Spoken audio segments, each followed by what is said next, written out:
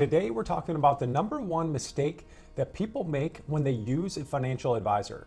If you know this ahead of time, you'll know what to look out for when you're talking to advisors. You'll know how to get the maximum benefit when working with an advisor, and you'll know whether or not you found the right one. Or if you're evaluating whether you need one or not, then this can help give you more of a clear picture on the value that they can provide and if the cost is going to be worth it. And if you know that you're looking for an advisor, then this will help you find the ideal fit for you. Very quickly, if I haven't met you yet, I'm Dave Zoller and I run Streamline Financial with my business partner Tim and our team. And if you're thinking about retirement, I put some free resources below for you. And if you end up enjoying this video, please click the like button so that I know that these are the kinds of videos that you do like and I can make more of them for you. So recently I was talking with a 60-year-old couple. It was the first time we had ever met, and they watched a few of these videos on this channel and they're thinking about retirement, so they reached out. We were having a 30-minute call to discuss what's on their mind, and it was a great discussion. Really, most of the time on this first call alone, people get more clarity and they find out what the next steps are that they need to take to improve their financial life.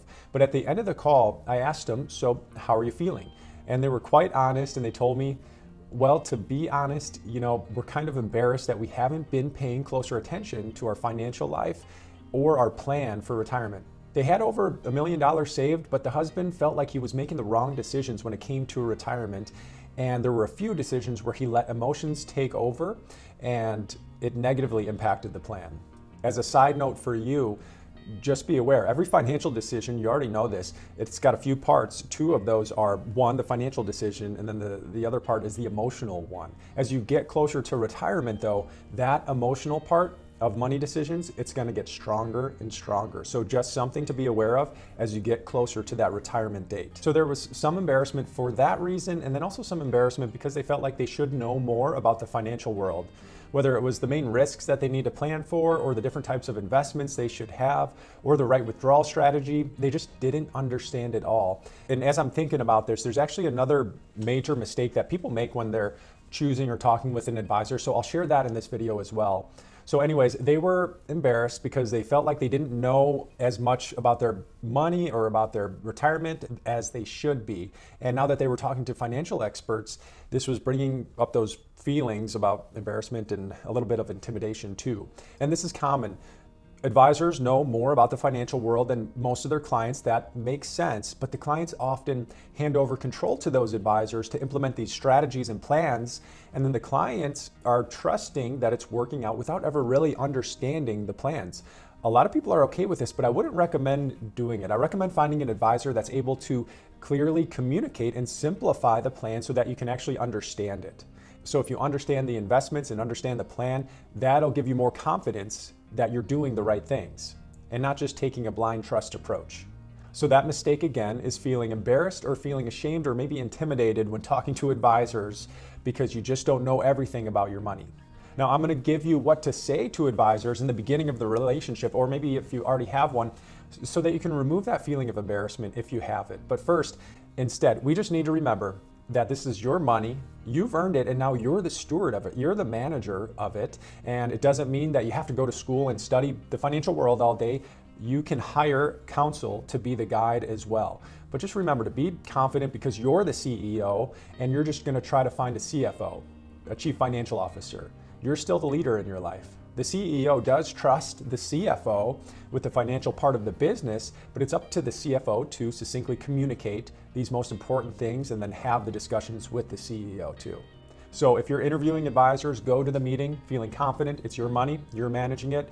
You don't know everything about the financial world. Frankly, you don't want to know. You probably don't care to study economics or markets all day and make decisions by yourself. It's probably not fun for you. Maybe it is. Maybe you should be doing it, but if it's not, you've got certain skills and abilities that you're good at. Maybe finance isn't one of them. And if you're close to retirement, you're starting to think about spending your time on the things you enjoy the most and less on the things you don't enjoy as much. Now, here's what to say to an advisor to help lessen that feeling of embarrassment about not knowing everything about money. You could just say something like, I'm good at what I do, but I need someone to help me navigate this financial part of my life. Someone to help point out and plan for some of the risks that I might face and create a plan that I can understand. Something like that, just so the advisor knows where you're coming from. And if you still feel that embarrassment or intimidation when you're talking with an advisor, maybe it's not a good fit. Just something to be aware of. You need to feel comfortable and calm and good about this relationship. Now, on to that second mistake that I see when working with an advisor or choosing an advisor. And I thought about that, about this mistake during the video because I recently received an email from a couple that I don't know. They sent me a big financial plan from another advisor that they had just met with, and they have about 2 million saved. And they were talking with this advisor because mainly because the team was at a big firm that you would recognize. It's the kind of firm that's showing TV commercials during sports games. So they sent me the plan and they wanted my opinion on if it's good for them.